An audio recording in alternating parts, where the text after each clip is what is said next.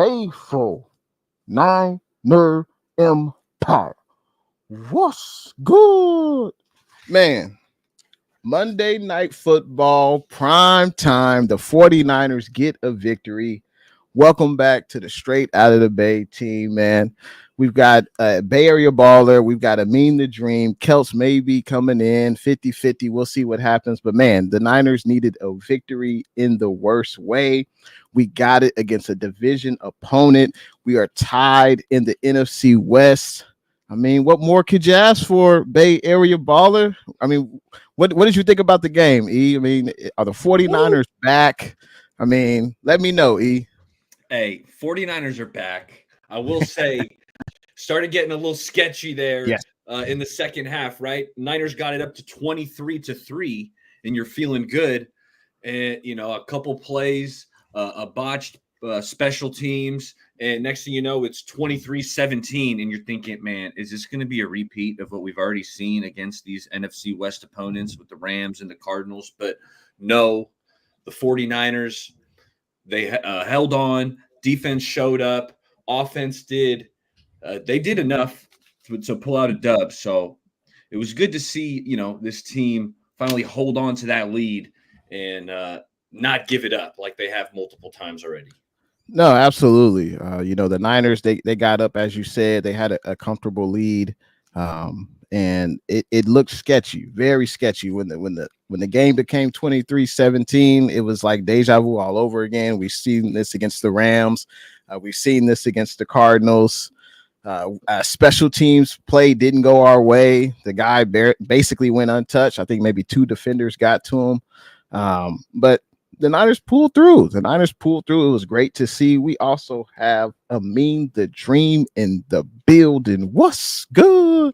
Hey, Amin, man, how are you feeling about this Niners victory, man? Are the Niners back, or they should have beat Seattle? This is what they should have did. Let me know, Amin. They should have beat Seattle. I mean, like, we needed the win. So I'm glad we got the W. Hell yeah, I'm glad we got the W. And we're also first in the NFC West. So can't complain about that. I'm not gonna sit up here and be like, the Niners are back. We Super Bowl contenders again. We legit. Like, nah, we took care of business, but that's what was expected of us in the first place. Yeah, I wouldn't say we're Super Bowl contenders. I wouldn't say that, but we needed a win, and we got one against, you know, on a short week, Thursday Night Football. It was held on earth, literally, at Levi Stadium, the hottest game in history at Levi Stadium. I mean, guys were sucking wind. We could tell in the second half of this game. So to go on the road, beat your opponent in a hostile environment on a short week.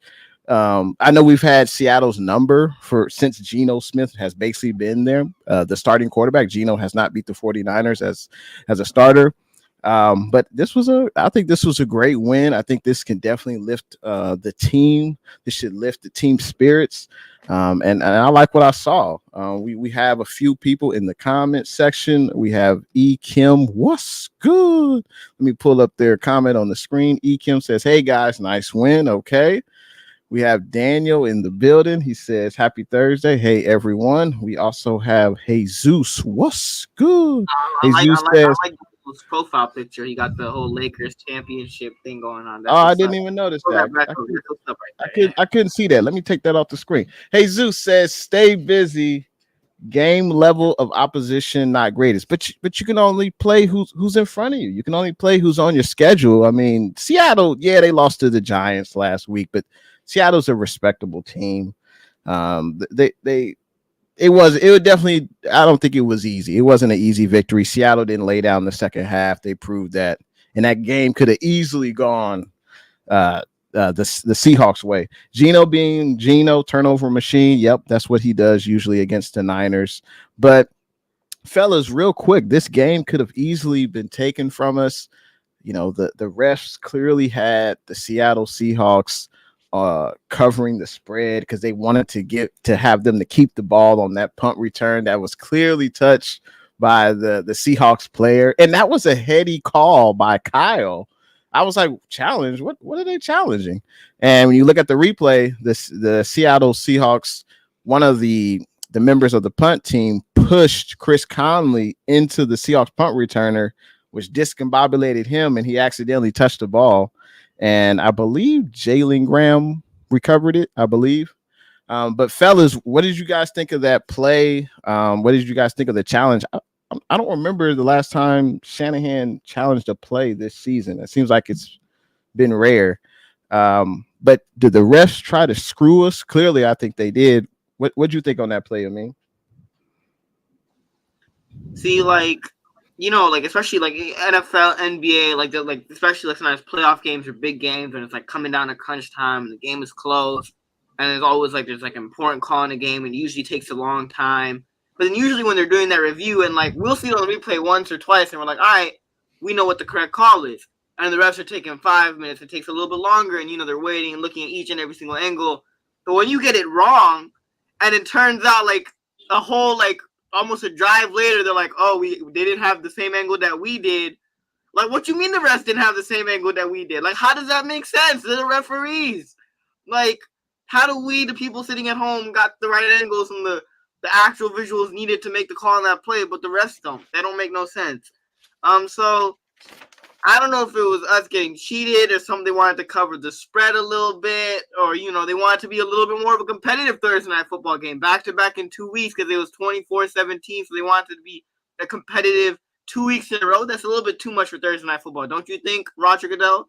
2 weeks of competitive games back to back on Thursday night. I don't know about that, but yeah, took too long, and then when you don't get the right call as well, just a little fishy for sure.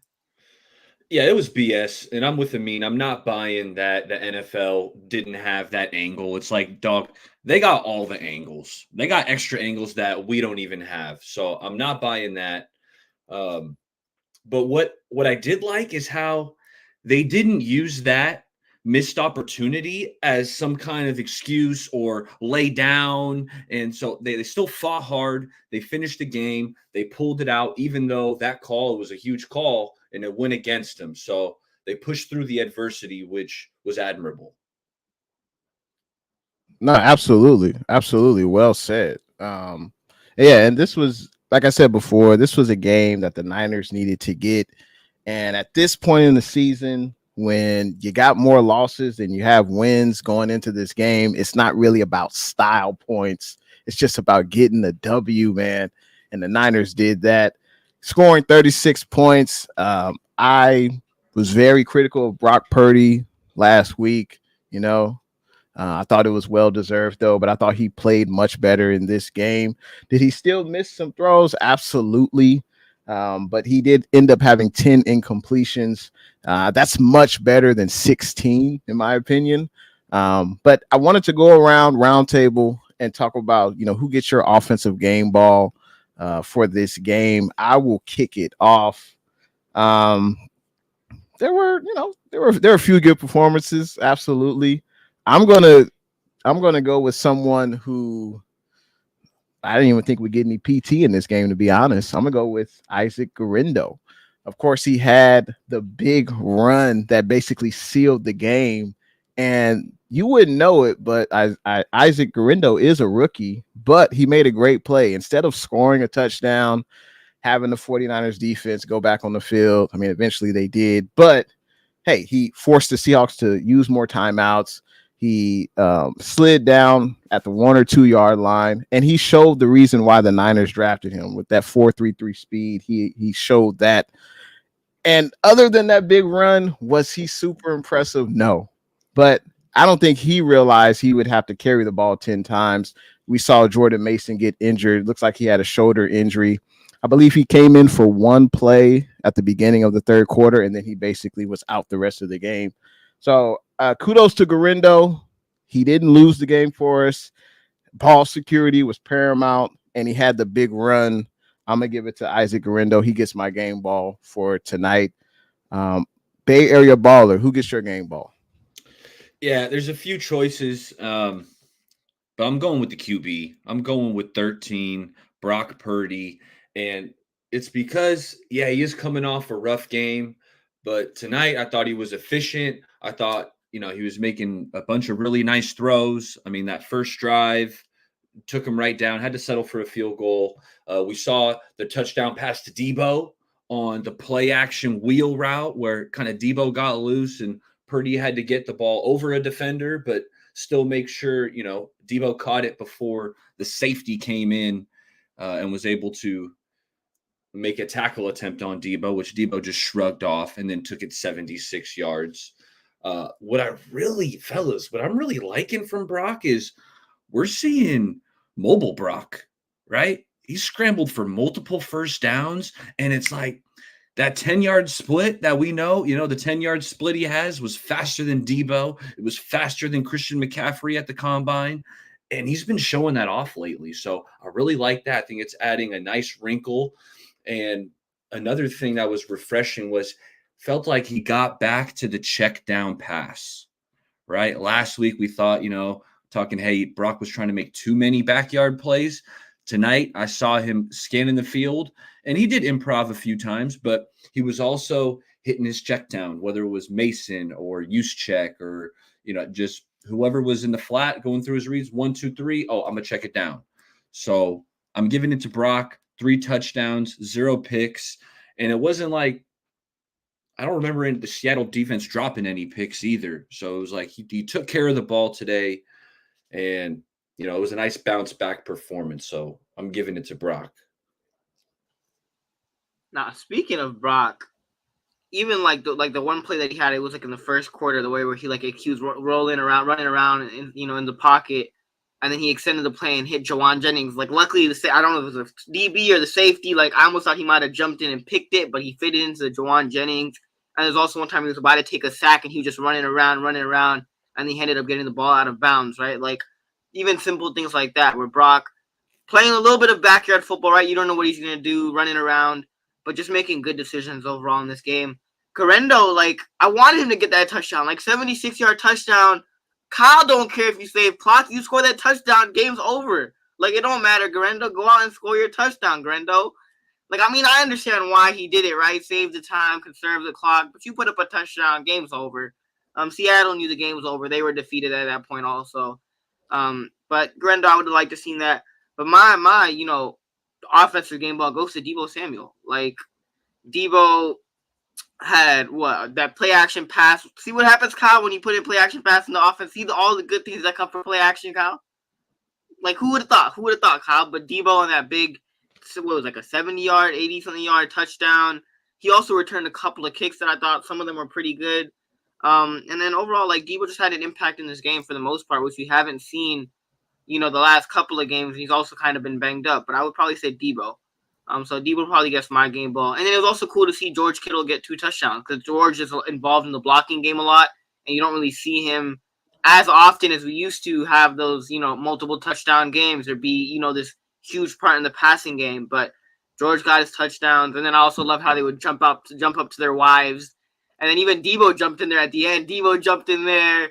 Was it Colton McKivitz? Someone else jumped up in there also, and they're calling it the Lumen Leap, which is cool. But yeah, it was cool to see Kittle get his touchdowns, and even Juszczyk. Juszczyk got a touchdown also, which I thought was dope from Kyle Shanahan to get him a touchdown also.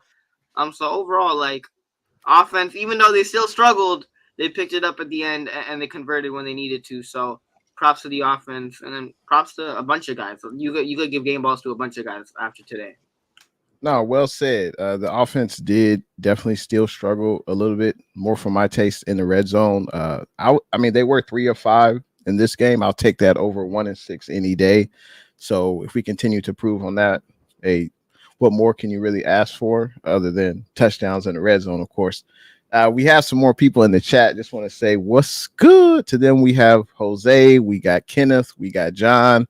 John says his offensive game ball he would give to Kittle. Yeah, Kittle showed up and showed out, not only blocking, but getting those touchdown catches. Those were huge for us. And we appreciate everyone who's tuning in right now. Make sure you hit that like, no matter if you're watching. Yeah. We got to give a game ball to Matthew Wright. He was pretty much the offense for the first half. The funny thing is watching him kick, it was like watching a kick in slow motion. You're like, what? Why are you taking your sweet time on this kick? But it was cool because he was hitting. And speaking of our kicker, Matthew Wright, we just signed off the street. Basically, he was 3 of 3. His longest kick was 41 yards, so that's pretty good. And we gotta applaud Mitch Wishnowsky. I know talking about punting is not a sexy topic, but 4 points. Three were within the 20-yard line. I think 2 were inside the 5. That's incredible. Seattle now has to go 80, 90, 95 yards to try to get a touchdown. So kudos to Mitch. That definitely helps the defense out. Yeah. Who's out here criticizing Mitch, man? Like, why would you out here? Who's in right mind would even consider criticizing Mitch? Like, Mitch is just that guy. Like, I've always been a fan since day one. Since the 49ers drafted Mitch, I always knew he was going to be special. You know what I'm saying? Of course you were. Of course you were. I got to say, what's good to David? Thanks for tuning in to the stream. Appreciate you, man. Appreciate everyone who's tuning in right now. Man, yeah, special teams, it wasn't perfect, but when your punter does that, your kicker is 100%. That's pretty good in my book. That being said, Jay, while we're on the notion of special teams, and Matt Wright, he was nailing his kicks. But is he going to be able to kick in 10 days? Like the dude, he had to make a tackle because our kick coverage allowed the returner to get it to the 50-yard line. This is after Laviska Shenault housed the kick return untouched, or he might not have been untouched. No, actually, two guys. Yeah, because one of the guys that got him was the kicker. Yeah, Jalen Graham had a chance to wrap up Shenault, and he just kind of shouldered him, and Shenault bounced off him on the way to the so special teams had some good, and it still had too many mistakes, man. It's like we're still talking about cleaning up certain aspects of special teams. Yeah, and I think honestly that's something that's probably going to continue to happen. I mean, I haven't really seen them get better. I agree. Hey, and we got someone else who's able to come through. You ready, man? Let me know when you're ready. Give me a thumbs up. You ready? All right. We got Rich Kelts in the building. What's good? We got the whole squad. How you feeling tonight? Yeah, we can hear you loud and clear. How you feeling tonight? What you think about that win, man? Oh man, hey, personally, I feel like doo-doo, but got the cold sweats and the fever and stuff. But hey, I'm here. Hey, I made it. A dub is a dub. Nah, man. Hey, glad you could be here, man. Get well. But yeah, having the flu is no fun, man. No fun. We were just talking about, who you give your offensive game ball to, and scoring 36 points against a division rival, a short week. I mean, who would you give your offensive game ball to, Kelts? I got it. You know what? I'm looking at Purdy, but then I'm looking at Garendo. Just a few things, but yeah, probably Purdy, man. I feel like the players won this game. I feel like for me it was a mixed bag. I'm looking at all the third downs, and I feel like every time we get into third down, it's vanilla. It's either it feels like it's shotgun, it's predictable, it's regular routes. There's not a lot of creativity. So I feel like the players won this game, man. On offense, yeah, it's got to be Purdy for me, man. I could say Kittle too, who knows? Juice, got what, 3-4 yards, but they counted. And hey, man, we pulled it off. No, absolutely. And I said before you got on, going into this game, you got more losses than wins. It's not really about style points at this point. It's about just getting the W. We're tied for first in the NFC West division. Seattle's a difficult place to play. I know Geno has struggled against us. He's 0-5 versus us, but I still think it was a tough win and on a short week. Speaking of the defense and disrupting Geno, he was discombobulated out there. DK Metcalf, it's always fun to see DK Metcalf pissed off on the sideline, having terrible body language.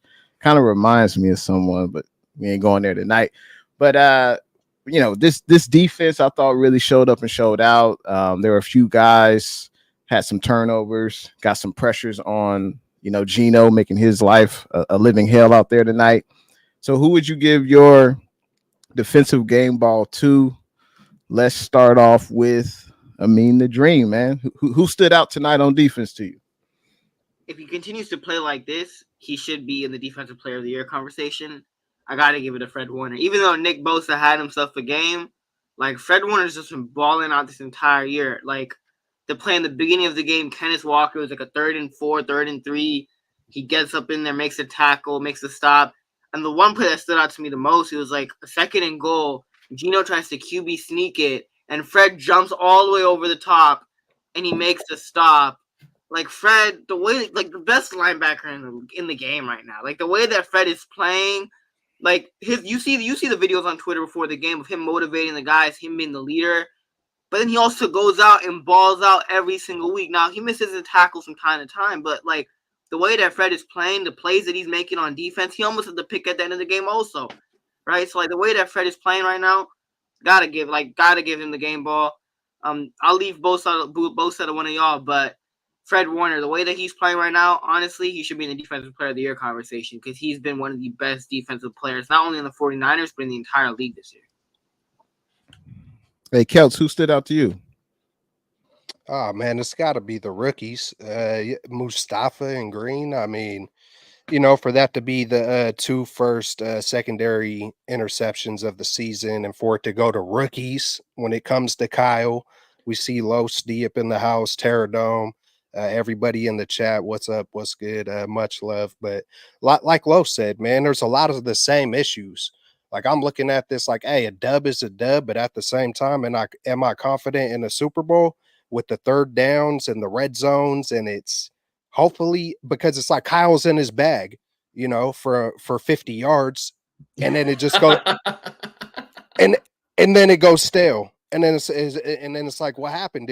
Hey, let's just go shotgun. It's like we're under center, we're doing boots, we're doing these things, and then it's like shotgun, drop back, hitch route, go right, whatever. It just looks as vanilla as can be. I can't wait to watch the all 22 so I can get more you know, frustrated about it. But you know, that's where I am. A dub is a dub, right?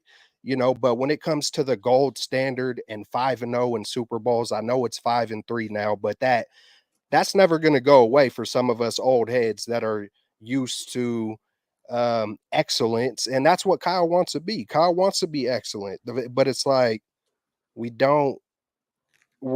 feel like we're seeing it less and less. You know, he's not out coaching many, you know, and tonight I feel like the players won. So can one game bring back your confidence that this team can win a Super Bowl? I don't think that's possible. Is that possible? Nah. We beat the Chiefs next week and we could talk about it. Even if we beat the Chiefs, I still don't think that, we can definitely win a Super Bowl. I think this team still has to put back to back games and play a full quarter.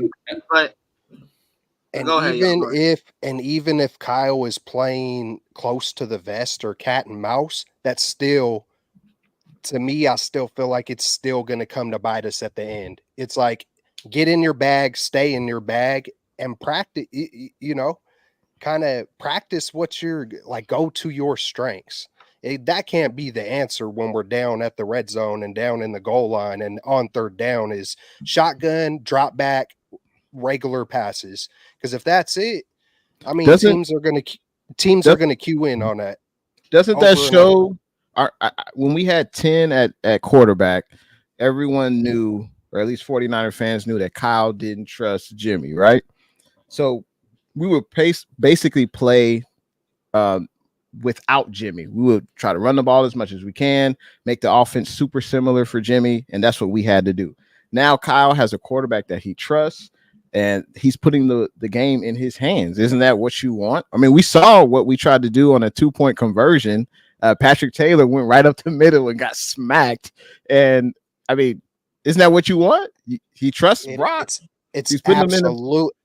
I'm not saying run the ball. I'm saying on those goal line situations, instead of a repetitive shotgun, regular drop back with regular routes, do a bootleg. Do what got you down there. You were in your bag under center. It's like he started mixing. First, it did start shotgun. I got it all written. I got some notes and stuff, and I'll share it at some time. But it's like, mix it up, Kyle. Mix it up. Like get Purdy. I mean, because it becomes predictable. I know the teams. If I'm sitting here and I know that when it's 3rd down and more than 2, if it's 3rd and 2 and more, or down by the goal line, and it's more than 2 or 3 yards, he's going to go shotgun regular old pass.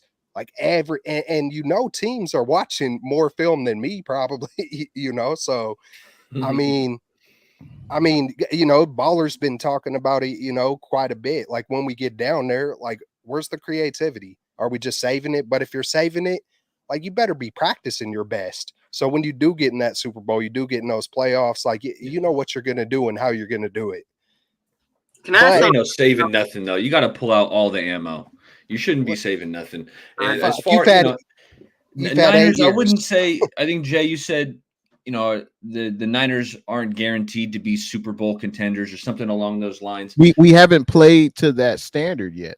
I thought at this point we would be undefeated or at worst win or lose one game at this point in the season, and we haven't played to that standard. So to judge them based on that, it's fair based on the talent we have, no doubt. But I don't think it's really realistic when we lose to, the Rams, we lose to the Cardinals. I mean, I think I'm a little more optimistic. I think I'm a little more optimistic than this group. I think we got a chance. Now, I had been saying before the season started, our best chance to win was last year. But put that aside, I feel like we still do have a chance to do some damage. In my opinion, if you get in the playoffs, then you got a shot. Okay, so you got to get in the playoffs. The win today was a step in the right direction. And I got to give you my game ball. You guys had some good picks, Kelts, with the rookies. Man, I loved what I saw from Mustafa. I'm waiting on that injury update because he was playing freaking awesome. And I don't want him to miss any time. Like he was hitting dudes in the backfield. We saw the interception on Gino's overthrow. Renardo was really good. He had the pick. He had the coverage on DK down in the end zone to kind of get him out of bounds, make sure DK couldn't get that toe tap in there. So they were good calls, but man, you guys left me the player of the game on defense. So I appreciate that. And it's Nick Bosa. Okay. All of us have been critical of Nick Bosa at some point this year saying, hey, Nick, we want more. Nick, we want more. And tonight he gave it to us, fellas. So I got to give him the game ball. I'm pretty sure he had double-digit pressures tonight on Gino. And fellas, Sorensen might be watching us, might be watching our Monday shows. Because on Monday, I say, guys, you know what? This offensive line for the Seahawks, the left tackle is good. And I said the right tackle stinks. So let's put Nick Bosa primarily over the right tackle.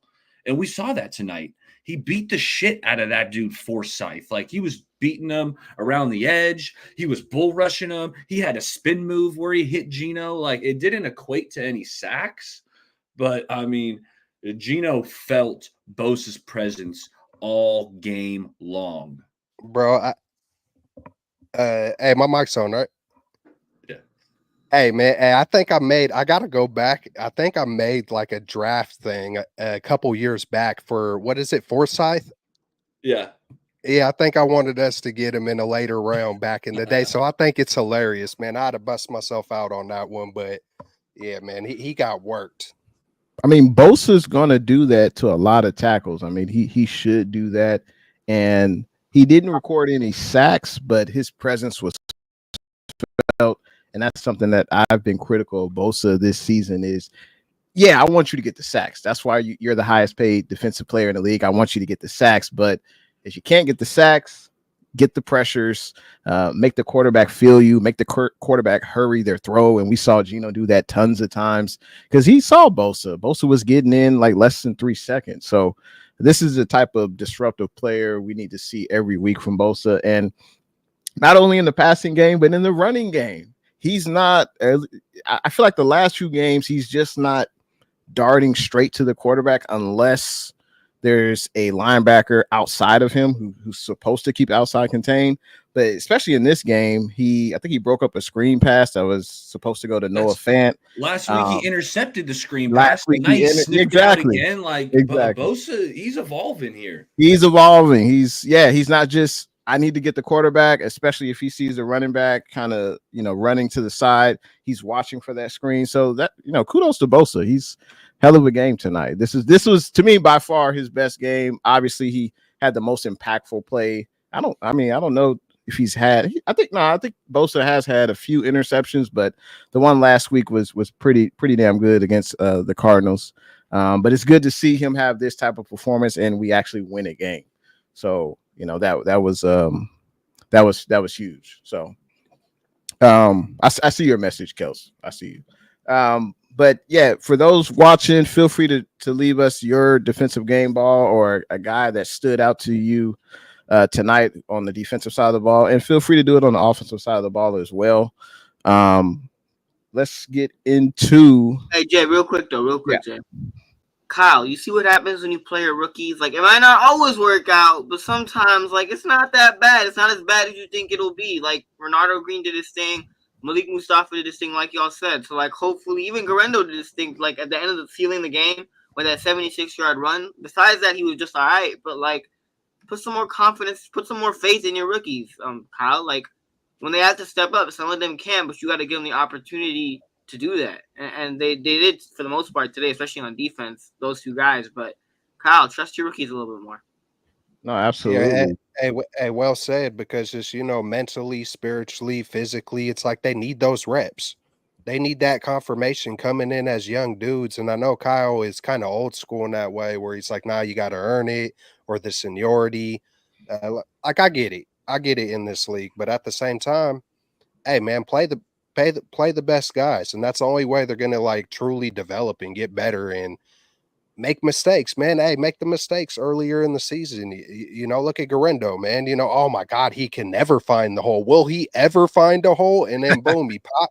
Like that's what it was. 2-3 carries, done. Nope, it's it, gone. We can't afford not one mistake. It's like, but that kind of mentality isn't trust. It isn't, all the things the meme was just saying, man. You have to do it eventually. You can't always play the fence and play the middle. You got to pick and choose, and shoot the shot. So I agree. I thought George Odom, I know he's not a rookie, but I thought George Odom played pretty well tonight. I'm sure he wasn't expecting the amount of snaps he got due to the Malik's injury. And I'm sure we'll get an update on his injured ankle in the next few days. Hopefully it's not anything serious, but George Odom had the big pass breakup. I think it was in the first half on DK Metcalf. That could have easily been a touchdown, but that was a good play on Odom's part. Should have been a touchdown. Geno underthrew that ball. Like, yeah. We'll go back and watch the coverage. Right. Geno Odom was there.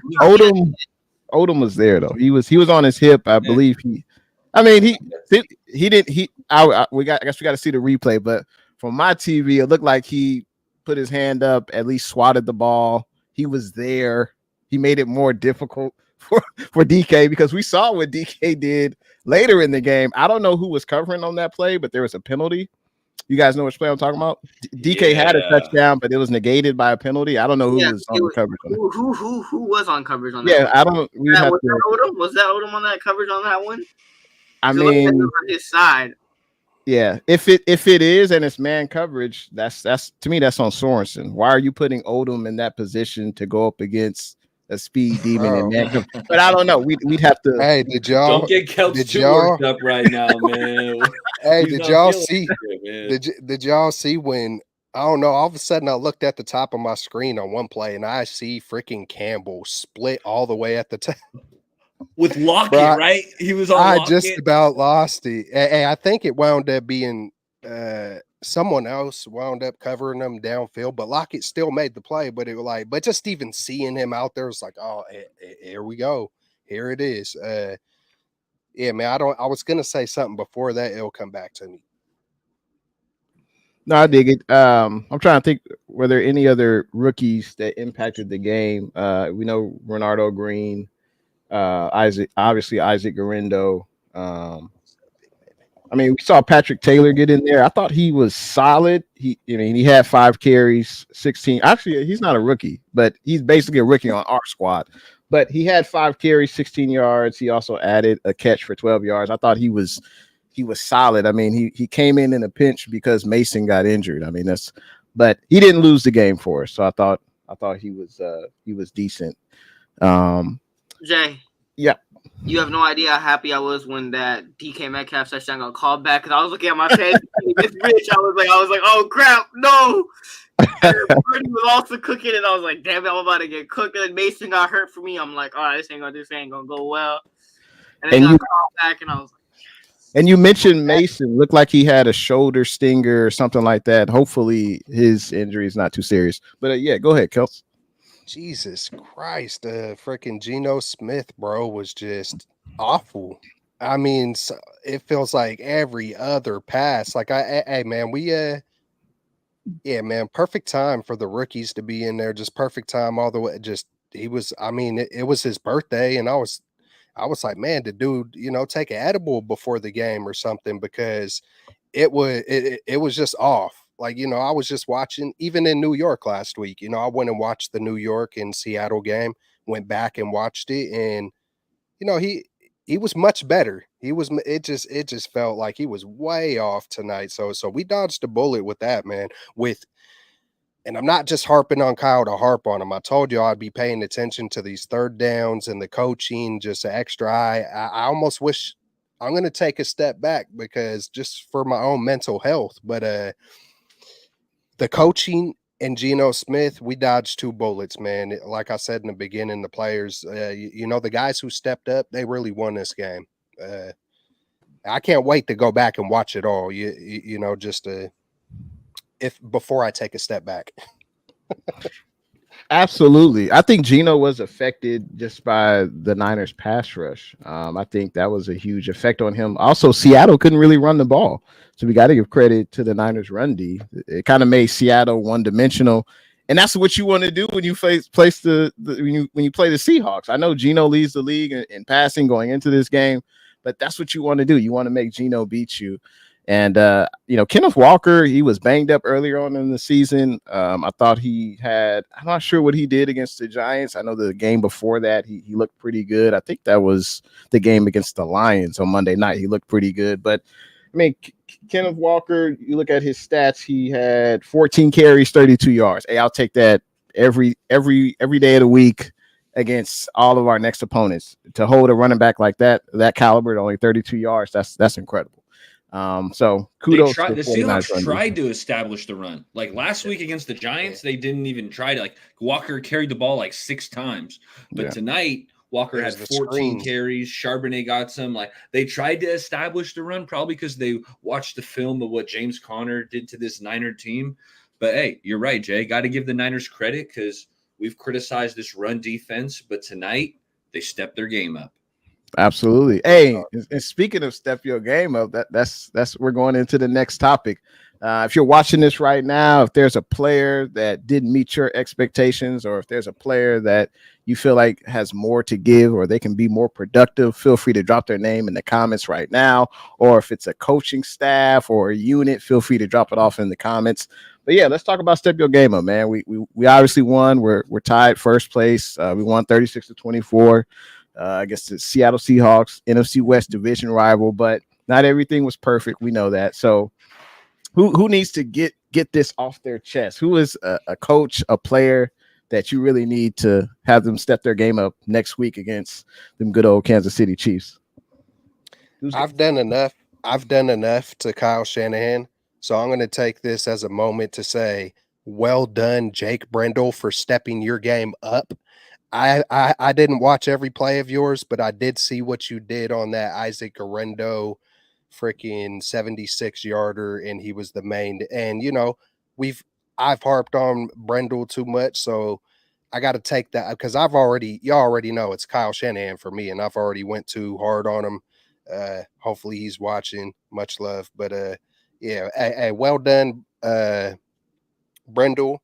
I'm sweating bullets. Much love to everybody. I got a dip. I had to come through regardless, man, and just, say what's up to y'all. And, yeah, man, hey, we're in first place, right? So regardless, we probably, I'm still on board with you, though, Baller. Like, hey, there is a chance. I'm like, hey, it's not just, but it's like, get in the bag, Kyle Shanahan, and stay in the bag.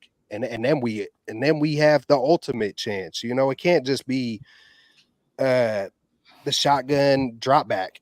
You know, there's got to be more than that. 50-yard bag. Shotgun, You said it.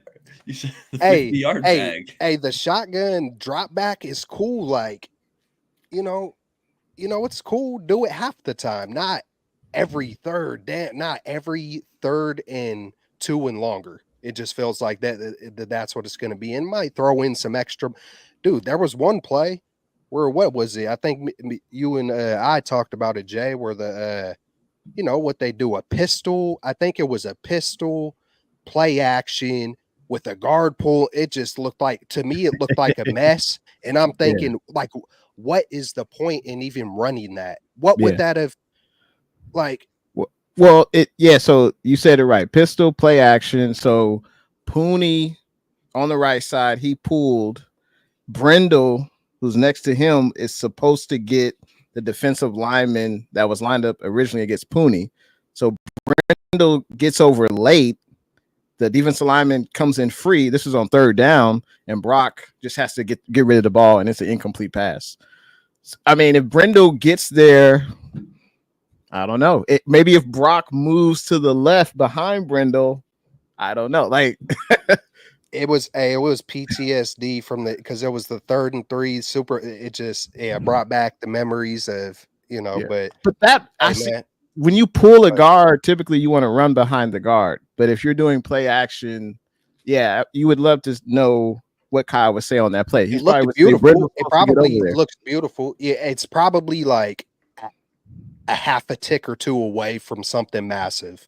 Right. But it looks good in practice. It looks good in practice, but it's risky. What I think that Kyle's trying to do is he's trying to do that on second down. Do it on second.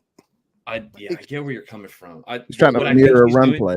He's trying to mirror the run play. You know, they got a run play that looks exactly like that. They know you ain't running that shit. Like you don't ever. And so they're trying to get the linebacker to step up to make the picture, you know, look similar to a run play. So the linebackers step up. Now you can hit Debo on that dig route or BA on that post, but it's risky. I get where you're coming from. Sometimes you just want to say, hey, man on man, mano a mano, let's just block them straight up and you know, have a good route concept and win that way. So hey, Kelps, before you dip, I just wanted to ask you, have the 49ers right at the ship? Have they? Oh, no, it's too early, man. It's like, but I do feel like things are going to go in the right direction with having these 10 days off. CMC is right around the corner. Slick Rick is right around the corner. Whoever else is coming back. So I think we're going to see a mini momentum. Like we're going to get it. Like all the little negatives that have hit us, I feel like we're going to go into the season of momentum and positives of like, oh, CMC's back. Oh, you know, Ricky's back. Oh, the special teams are doing better. The tacklings, it's just each week, I feel like things will improve.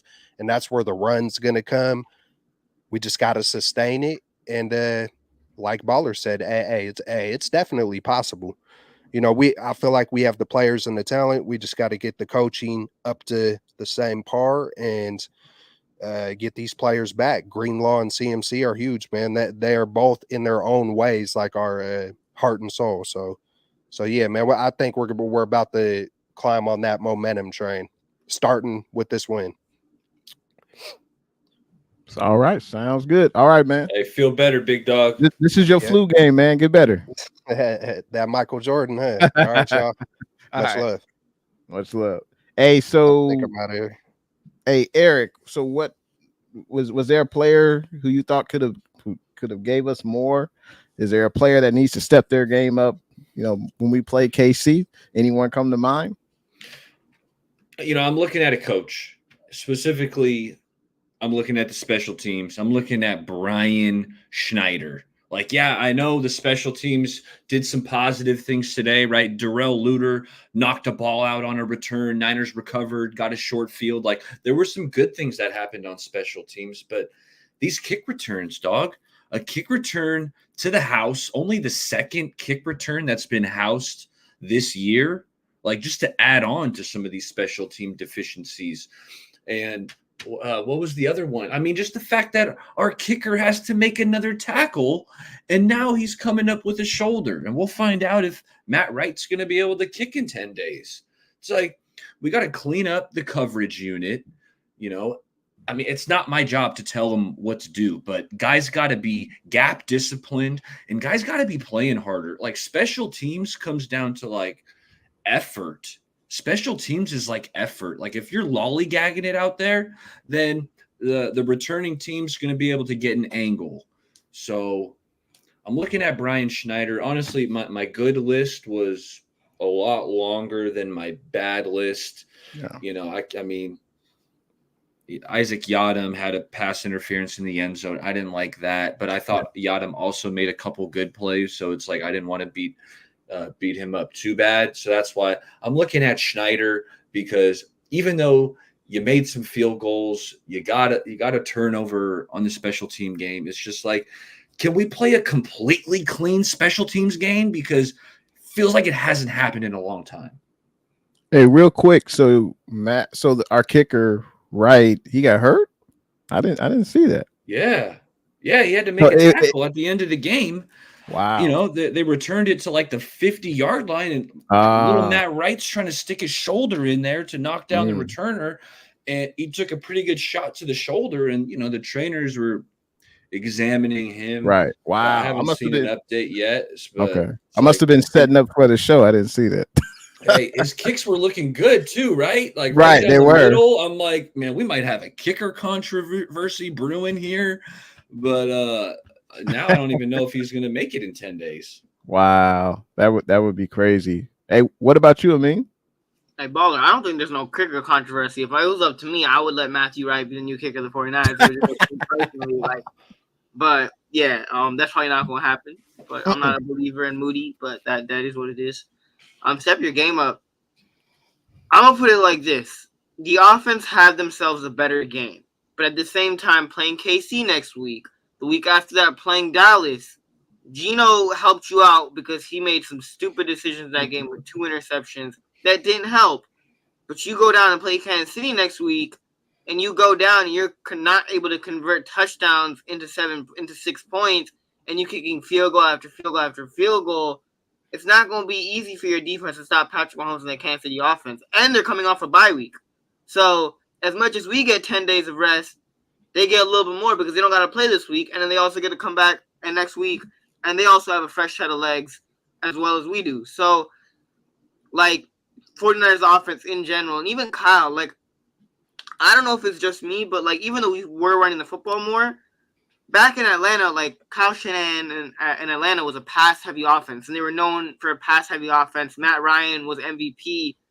And even though we are mixing in the run a little bit more, in the red zone, like Kel said, why is there so many dropbacks? Do simple stuff. It doesn't have to be that many dropbacks, even when Kyle does try to mix it up. I just remember that Rams game where we were at, the 2 or 3 yard line. Instead of running it with Jordan Mason, he tried to throw a screen pass to Deebo Samuel, and I think it was intercepted, or it was a fumble on the play. Kyle, you don't want to make things too complicated. Just do simple things. But going and looking at next week and even looking at the rest of the season, this offense definitely has to be better. It just has to, especially in the red zone, because having field goal, not being able to convert that many times in the red zone, even though we kind of fixed it up at the end a little bit, not great. No, well said. I thought the defense overall played really well, shutting down the running game, making the Seattle Seahawks offense one-dimensional. But once again, we saw in the second half, the Seahawks, they had 2 long drives on our defense. And I think both of them, or at least one of them, started with the Seahawks. Their back was to their goal line. They were starting the drive on the 5-yard line. So one of those drives was 15 plays, 70 yards.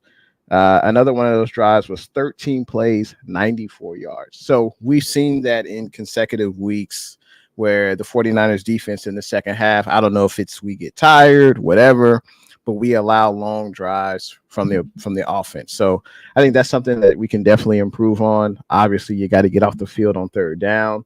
That's a big deal. And obviously you can't have penalties on the defensive side of the ball to allow the opposing team to continue their offensive drive. So that's something I think definitely needs to get cleaned up. It would be nice to shut out an opposing team. Is that likely? Probably not. But it's happened in consecutive weeks. So that's definitely something that needs to get cleaned up. One more guy. Leonard Floyd, where you been at, Leonard Floyd? Like, I haven't heard your name in like the last 3 weeks, 4 weeks. Yeah. Like, I don't know. Like, I don't know where he's been at. I'm watching the games. I just don't see nothing. Like, I don't see nothing. See the impact. Yeah, I don't see the impact at all. So, and like the funny thing is, like I remember Leonard Floyd put out like an Instagram video or something like that. But once we found out that he got signed to the Niners, he's like, the Niners are gonna get the best version of me this upcoming season. I'm gonna bring y'all the best of me. Like, I haven't seen nothing. Like, you were better everywhere else than you've been here so far. Like, I hope you pick it up. But Leonard Floyd, you got to step your game up. And then you guys already covered special teams. Like, special teams just has to be better, even though they're making plays. It seems like every kick return gets returned at least to like the 30-yard line, or like the 33, 35-yard line, like almost every kick return. So when they do decide to take it out. So special teams has to be better. Even looking at like the rest of the season, the best example is that Niners-Packers game. When it was like hella cold, the Niners offense couldn't score a single touchdown. But because the Packers special teams gave that block punt, we ended up winning that game. But special teams matters. And if this Niners team continues to play like this on special teams, it's not going to be great. One guy that we haven't mentioned his name, and we're almost hitting up an hour on the show, is the Ayuk show. Brandon Ayuk. Now, Purdy spread the ball around. Debo had 5 targets. Kittle had 6 targets. Ayuk only had 4. Jennings had 5. Hell, even Juice had 4 targets. As E mentioned earlier in the show, Brock was hitting his checkdowns, but I want to see more from Ayuk. I'm not necessarily calling him out. I don't know if Shanahan needs to give him more plays early on or whatever. If Brock needs to look towards him, I don't know. I don't know if BA was able to get open. I'm not sure, but when I see you only had 2 catches, 37 yards, that's not enough. We need to definitely see more from BA. And he was coming off a great game where he was targeted double-digit times. So I don't know what happened in this game.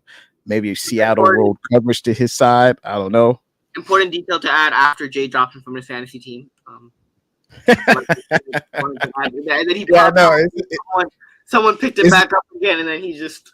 Isn't that funny how that happens? Like you never know. It's a week-to-week league, man. I mean, so what could have been the difference? You go from 12 targets to 4. I mean, clearly they wanted to get Debo involved early, which I love. Definitely have to have Debo involved. He kind of set the tone. Kittle was a monster in this game, but yeah, BA, I wish I would have seen more for sure. I think it comes down to coverage. It comes down to exactly, what the Seahawks were doing. Were they putting a safety over them? I also thought Kyle was making more of a conservative effort to run the ball, right? So if you're running the ball more, that means there's less targets to go around. So I think there's more big games from BA to come. But tonight, it wasn't his night, but coming up here shortly, he's going to have another big game. No, absolutely. And speaking of that run-pass ratio, Purdy had 28 pass attempts, and we ran the ball 33 times. So I think that's a ratio that I think we all can agree with. Shanahan had the lead. We had the lead, and we continued to run the ball even when Jordan Mason was out. So, kudos to Shanahan for continuing running the ball, and that's definitely something we need in this offense. Fellas, was anything else that stood out? A player we didn't name? Anything else you have on this game? I feel like the Niners have kind of righted the ship. We're trending toward the right direction. I'll say that. Like Lowe's D kind of said, we won, but we still have things we need to take care of. We need to improve on. But I think overall, we had to get the win. And it's not really about style points when you're trying to get to 500. It's just about getting a win. And I think, what did you feel about that, E? You glad we got the win, or you wanted more? Oh, we needed a win. We absolutely, desperately needed a win. A win's a win. I thought we outplayed the Rams. I thought we outplayed the Cardinals. Still, we took L's. So had to get in the win column. But there was one player that I don't think was mentioned at all during the show. And I thought he was freaking awesome. And he's been awesome all year. Anyone have a guess? Deonador Lenore. Okay. Yep. Demo was freaking awesome. I mean, he stuck Kenneth Walker in the backfield, like had a TFL early in the first quarter, and he just reminds you of how good he is in the run game. Like he's a rare breed of corner that just sticks his nose in there like a pit bull. He just comes after you. And then in coverage, I thought he was sticky. I just thought anytime the ball, Geno Smith threw the ball in Demo's direction, like it was incomplete. Yeah. Just with the sticky coverage. So Demo got to shout him out because he was just awesome again. No, you're absolutely right. Absolutely right. I don't know how we forgot to mention Demo, especially with the absence of Mooney Ward. Demo played really well. No, absolutely. Real quick, Glory says refs been trying to take games away from us all year. We got to score a lot to beat them too. I wouldn't say all that, but that was definitely an egregious missed call on that fumble punt. That's for sure. Hey, Jay. We were talking a little bit about it backstage, but I'm happy we got the W, but at the same time, we could sit up here and talk about this a little bit, but at the same time, this was a game that we expected to win, and we should have come out and win. I just felt like it wasn't as dominant as it necessarily should have been. And you were out here talking about, our preseason expectations should, compared to what it's been now, should be different. But at the same time, I don't expect the Niners to come out and beat Kansas City next week. I don't expect the Niners to come out and go out and play the Buffalo Bills and go out and beat the Bills later on in the season. I could see them winning, but it's not I expect the Seahawks game though. I expect them to win, right? And I expect them to have a score like this, and the defense comes out and plays well. The offense is their thing, especially with Geno at quarterback, because we've been dominating the Seahawks the last the last 4 or 5 times since Geno's been there. We've been dominating the Seahawks, right? So that's what I expect from this team against the Seahawks. But at the same time, looking going forward to next week, if special teams has their miscues, if Kyle Shanahan can't convert, getting into the red zone into touchdowns and just kicking field goals over and over and over again, especially against good teams, because in the playoffs, you're playing good teams. You're not playing, the Seahawks every week or the Cardinals. You're playing legit teams. So, I don't know. I'm happy with the win. I'm glad we're the first seed, but there's still a lot of questions that I have. And, as much as I'm happy with the win, it was a game that we expected to win and we should have won. And I'm glad we took care of business, but there's still a lot of questions that are left to be answered, at least for me personally. I agree with you to a certain extent. I thought the Niners did well in areas where we struggled last week, slowing that. We were unable to slow down Connor last week. We slowed down Walker this week, so that's an improvement in my book. Purdy looked much better. He had only 10 incompletions in this game. The previous game he had 16. Debo showed up and showed out. He was non-existent last week. Kittle had a hell of a game in tonight's game. So I think that's why I asked Kels earlier, can one game get you confident again that this team can make it to the Super Bowl? And I don't think any victory could do that. Even if we beat KC next week, does that mean we're going to make it to the Super Bowl? I don't think so. I disagree. You beat KC next week. That's a statement game. KC hasn't lost a game yet. And let me tell you, the Niners, they got to win. They don't got to, but I really want them to, because Kansas City's just been kicking our ass, it feels like, for years.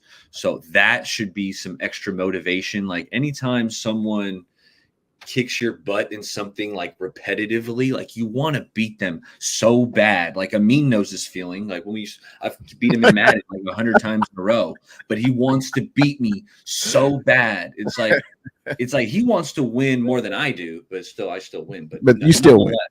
Nonetheless, in this football scenario that I'm talking about, the Niners should want this game more, right?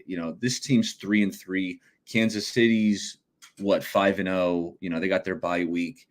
The games in San Francisco, Kansas City's without Rashee Rice. They're without Isaiah Pacheco.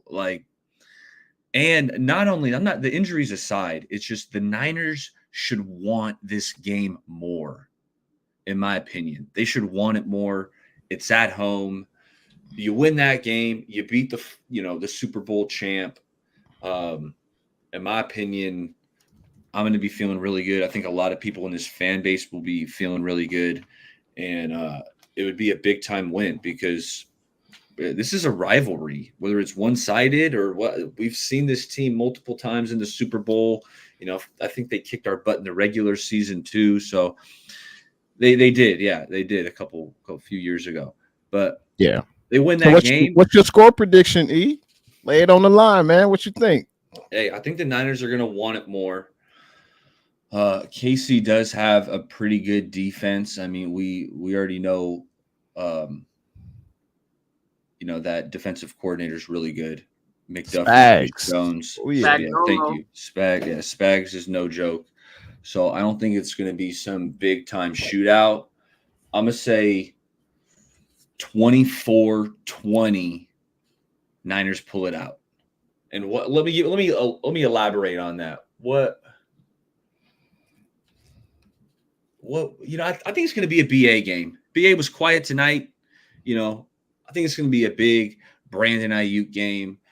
Going to kind of get some revenge on McDuffie, who maybe got the better of him in the Super Bowl. I think BA is going to come out and have 100+ yards and a touchdown.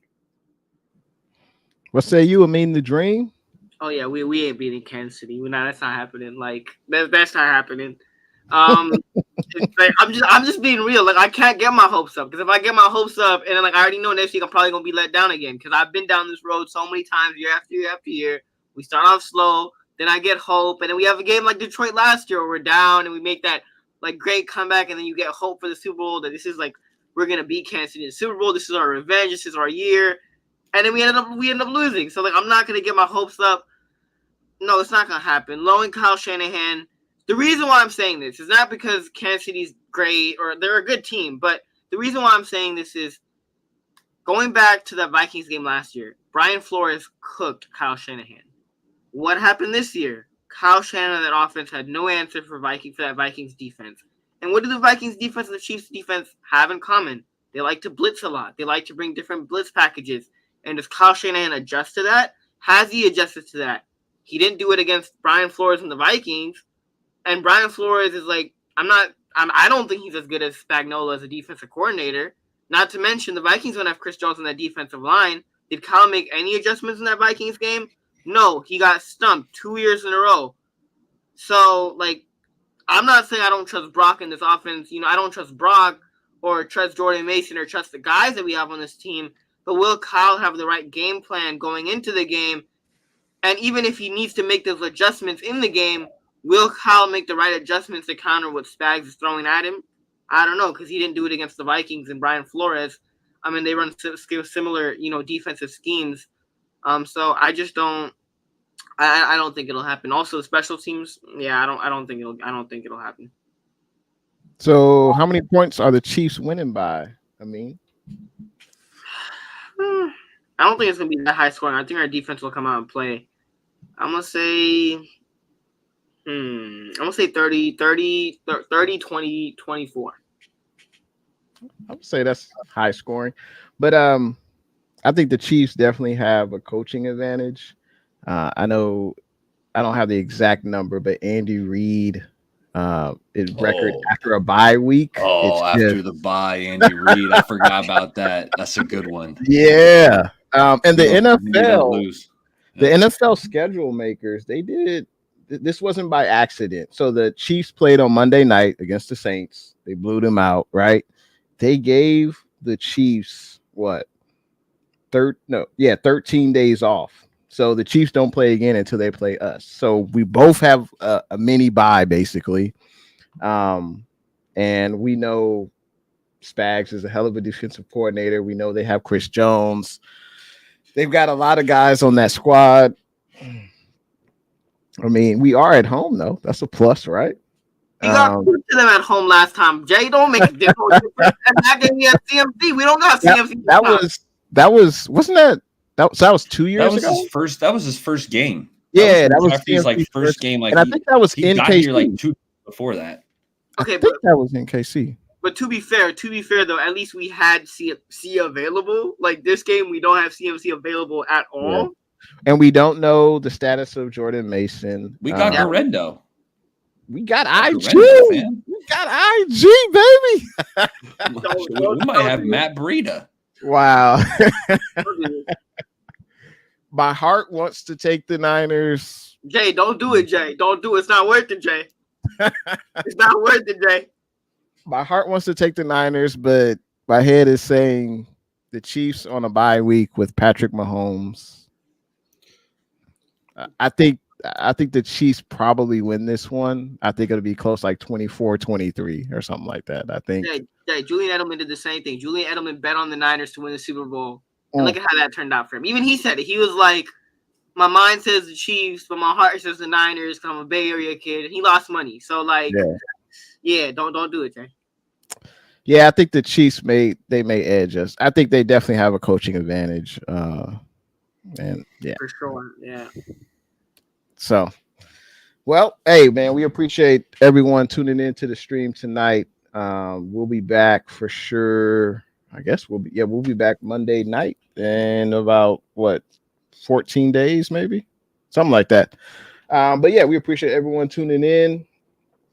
Feel free, roundtable, give your final thoughts on the game or against the Chiefs, or how you think the Niners are standing. We are first in the division, and then we'll call it a night. What you got, Bay Area Baller? Hey, appreciate chatting with you guys. Feeling good after this win. You beat Kansas City, and I'm going to be feeling great after that win. Like, to me, this game coming up means a lot, man. Kansas City's had our number. They've broken our hearts. Like, we got to get them one time, dude. They're undefeated right now. Let's give them that first notch in the L column. So, hey, I have hope.